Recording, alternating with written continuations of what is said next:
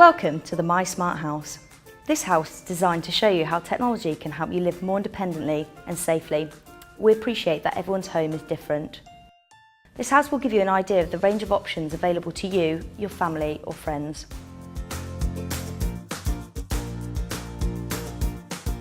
The first device here is a key safe. This is a safe place to keep your emergency keys, which could be opened with a code.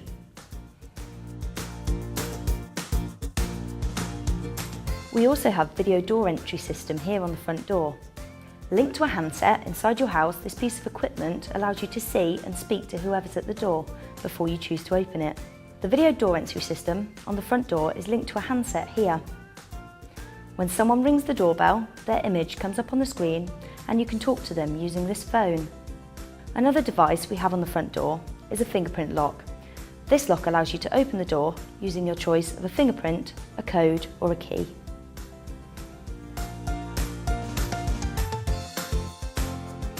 Above the front door, you can see there is a voice prompt. Using this, you could set yourself a reminder for when you open the door, such as remembering to take your keys. This device uses a magnetic door contact, which can also let someone know that the door or window has been opened. There is also a bogus caller alarm next to the front door, should there be any unwanted visitors. In the kitchen, there are devices that can help you be more independent and keep you safe. The 1-cup kettle fills your cup with enough hot water for 1 cup of tea or coffee at the press of a button, so you don't need to lift the kettle full of boiling hot water. There is a talking photo album here. It has voice tags recorded on each page. This is a great piece of technology, and to show how it can be used in the kitchen, we have used it as a talking recipe book with pictures. There are buttons placed throughout the house which can be recorded to play a message at the touch of a button, such as, "Can I have a cup of tea?" or "I'd like to phone home." Although this hob looks similar to others, this one uses induction technology to heat up your pans. Induction technology ensures that when pans are removed from the hob, the cooker top is hot but not scalding, minimising the risk of burns. Induction hobs only work when the pan is in contact with it. This means that if someone accidentally leaves the hob switched on, it won't be giving off any heat. Next we have a talking microwave. This microwave will speak back to you to acknowledge which buttons have been pressed. There are also 3 favourite options available for you to use. 10 seconds. Placed throughout the house, there are a number of telecare sensors. All these sensors are linked into a lifeline unit, which is in the living room. When these sensors are activated, they alert the lifeline unit, which then dials out to alert someone of the situation. This could be a friend, family member, or a dedicated call centre. In the kitchen, we have a smoke detector and a temperature extreme sensor, which are telecare devices linked into the lifeline unit. There is also a telecare carbon monoxide detector here.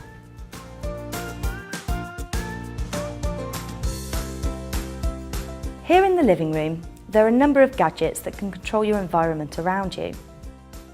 Firstly, we have the Big Jack remote. This can have up to 6 big switches attached to control anything around your room, from opening and closing your curtains, switching on your lights, turning on your TV, and changing the channel. There is also a touchscreen remote called a Primo that can control your environment. This remote has the ability to control multiple things. It could be used to operate technology within your home, such as opening and closing your curtains, controlling your TV, hi-fi and DVD player. You can also control your lighting and even use the Primo to lock and unlock your front door. The Primo allows you to set up menus and options to suit your requirements. There is a universal, easy-to-use remote control here, which you could use to control your TV or your music player.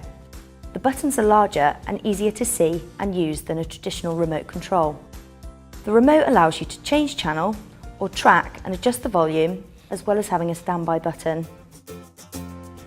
Key locators, as in here, can be useful to find any item they are linked with in the home. You could link them to your keys or wallet and use the supplied remote to find them if necessary. Pressing the buttons on the remote control will cause the locator to beep loudly and allow the user to locate their possessions. There are two devices here that may support you to keep in contact with those important to you. The picture phone here acts as a regular phone, but also has the added benefit of the picture dialing for those numbers you dial regularly. The buttons are large and easy to use. The picture phone also flashes when it's ringing. There is an easy to use mobile phone that has 4 speed dial functions and an SOS function. There is no need to navigate through menus. Simply press the button next to the name you wish to dial or press the SOS button in an emergency. The SOS button can be set up to dial whoever you require. This phone also has a fall detector built in and would alert your SOS contact if it detects a fall. This device is a lifeline unit that links to a telephone line. The telecare sensors throughout the house are linked to this unit. If any of the sensors are activated, the unit will alert the required person. Telecare sensors that we have here in the living room are the personal alarm or panic button and 2 types of fall detector.